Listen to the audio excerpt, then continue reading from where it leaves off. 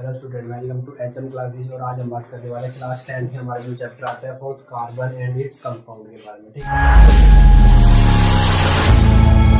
ठीक है, इसके अंदर हम सबसे पहले स्टडी करते हैं कि कार्बन क्या होता है। ठीक है, तो कार्बन के अंदर क्या कहता है कि जो कार्बन है एक आपका एलिमेंट है, it is a element, an element which sixth position.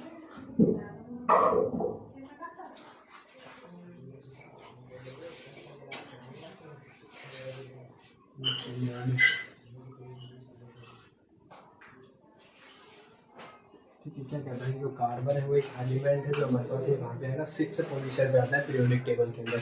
यानी जो आपकी पीरियोडिक टेबल होती है, पीरियोडिक टेबल के अंदर पीरियोडिक टेबल क्या है, एक अरेंजमेंट है जिसमें सभी टाइप के जितने भी आपके एलिमेंट्स प्रेजेंट हैं उन सभी को रखा गया है। ठीक है, तो उसी के अंदर रखा जाता है कार्बन को, और यहाँ पे जो कार्बन है वो 6 नंबर पे रखा गया है। ठीक है ना, तो वहाँ से जो एलिमेंट है उसको, तो वो जो हमारा कार्बन है इसका जो एटॉमिक नंबर आएगा, मतलब इसको जितने नंबर पे रखा गया है पीरियोडिक टेबल के अंदर वही उसका क्या रहेगा एटॉमिक नंबर, और इसका जो एटॉमिक नंबर आएगा वो कितना आएगा 6 आएगा। ठीक है, क्यों? क्योंकि पीरियोडिक टेबल के अंदर इसकी जो पोजीशन है वो कितनी है, 6th पोजीशन पे है, इसीलिए यहाँ पे एटॉमिक नंबर कितना आएगा 6।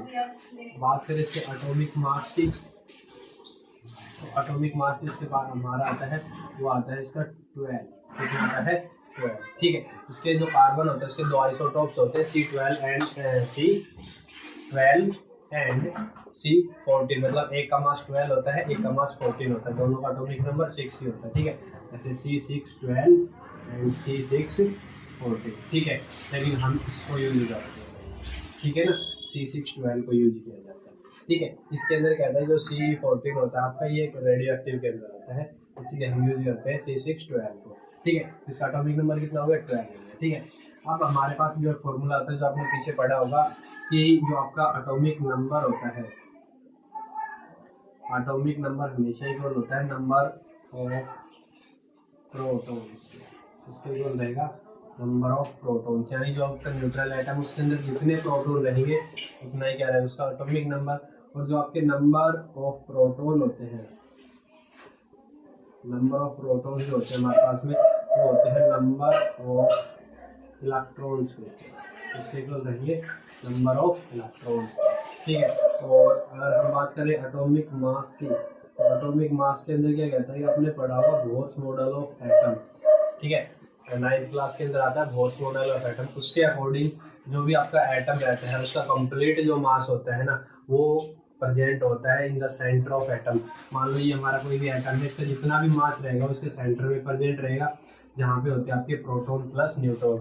यानी किसी भी एटम का जो एटॉमिक मास है वो डिपेंड करता है number of proton and neutrons के ऊपर, और जो आपका चार्ज है वो किसके, मतलब जो इलेक्ट्रॉन्स है वो इसके अराउंड रिवॉल्व करते हैं, लेकिन इसके मास के अंदर नहीं आते। ठीक है ना, तो यहाँ पे जो एटॉमिक मास होगा वो कितना आएगा हमारा proton plus neutron, proton plus neutron. ठीक है, तो यहाँ से अगर हम निकालें नंबर ऑफ न्यूट्रॉन्स, तो नंबर ऑफ न्यूट्रॉन्स कितने हो जाएंगे, तो यहाँ से आपका जो नंबर ऑफ न्यूट्रॉन्स आएगा वो कितना आएगा एटॉमिक मास माइनस प्रोटॉन। ठीक है, जितना भी आपका एटॉमिक मास में है उसमें से अगर हम प्रोटॉन को सब्ट्रैक्ट कर दें तो हमारे पास वैल्यू किसकी आ जाएगी, नंबर ऑफ न्यूट्रॉन्स की। ठीक है ना, तो इसी के बेस पे अगर हम देखें कार्बन को, तो कार्बन का एटॉमिक नंबर कितना होता है 6 होता है, तो इसके अंदर नंबर ऑफ प्रोटॉन कितने आएंगे, नंबर ऑफ प्रोटॉन हमारे पास कितने रहेंगे 6। अगर प्रोटॉन 6 है तो नंबर ऑफ इलेक्ट्रॉन्स में कितने आएंगे 6। ठीक है, और उसके बाद में बात करें नंबर ऑफ न्यूट्रॉन्स की, तो नंबर ऑफ न्यूट्रॉन्स हमारे पास कितने रहेंगे, मास कितना है 12 है, एटॉमिक मास 12 है, उसमें से प्रोटॉन यानी, तो यहाँ पे अगर हम निकालें नंबर ऑफ न्यूट्रॉन्स तो क्या आएगा एटॉमिक मास हमारा 12 है, और प्रोटॉन है वो हमारे कितने हैं 6 है, तो यहाँ से नंबर ऑफ न्यूट्रॉन्स की वैल्यू भी कितनी आ जाएगी 6। जो आपका कार्बन होता है उसका एटॉमिक नंबर 12 होता है, atomic mass 12, sorry atomic number 6 होता है, एटॉमिक मास 12 होता है, नंबर ऑफ प्रोटॉन 6 होते हैं, नंबर ऑफ इलेक्ट्रॉन 6 होते हैं, नंबर ऑफ न्यूट्रॉन्स भी कितने होते हैं 6 होते हैं। क्लियर है सभी को? अब बात करते हैं electronic configuration of electronic configuration of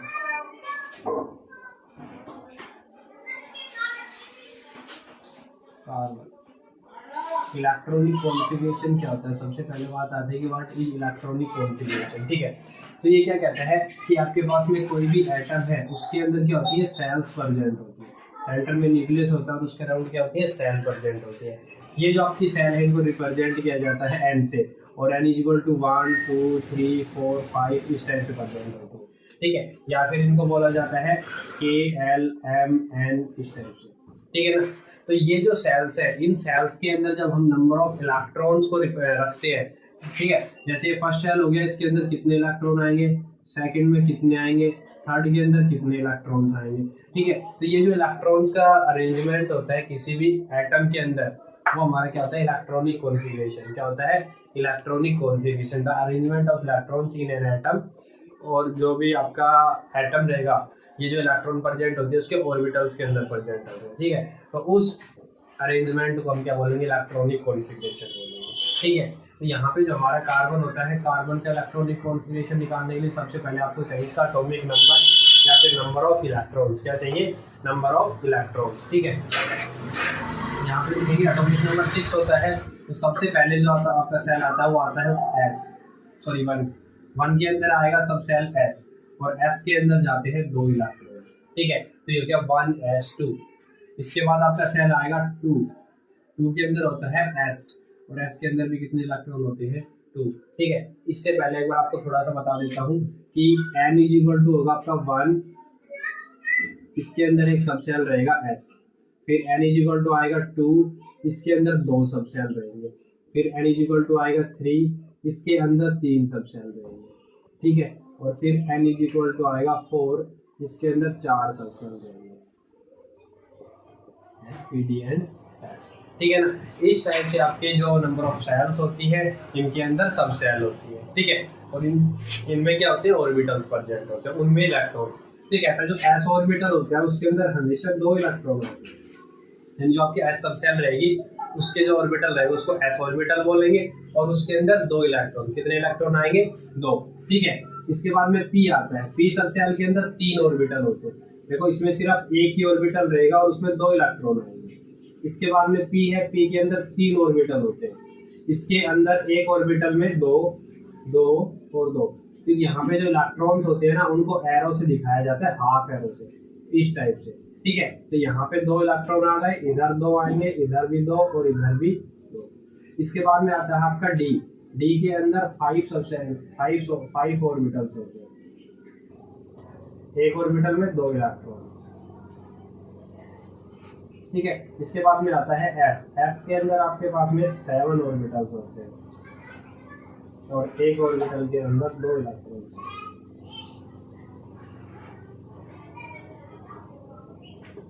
clear है सभी को? तो यहाँ पे नंबर ऑफ इलेक्ट्रॉन्स कितने आए? 2। इधर कितने आए? इसमें कितने आएंगे? 2 2 4 2 6। इधर देखेंगे तो 10 और इधर 14। ठीक है ना। अब ये क्या कहता है कि हमारा जो S होता है, S के अंदर सिर्फ 2 इलेक्ट्रॉन, यानी आपका n इज इक्वल टू 1 है तो सबसे पहले n इज इक्वल टू 1 आया, n इज इक्वल टू 1 है तो 1 आया।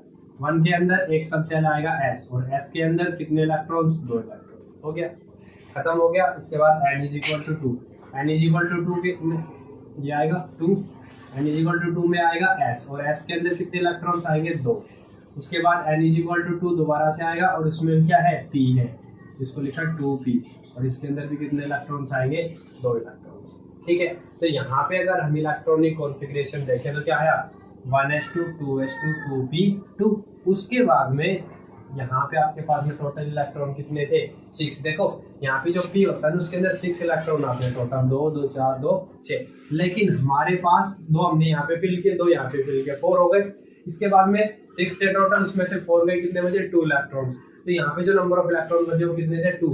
तो हमने सिर्फ जो p है ना हमारा, इसका जो 2p ऑर्बिटल है, 2p के अंदर 3 ऑर्बिटल है, इसमें क्या कहता है कि सिर्फ एक के अंदर ही हमने क्या किए हैं? इलेक्ट्रॉन फिल किए, 2 क्या रह गए? हमारे वैकेंट रह गए।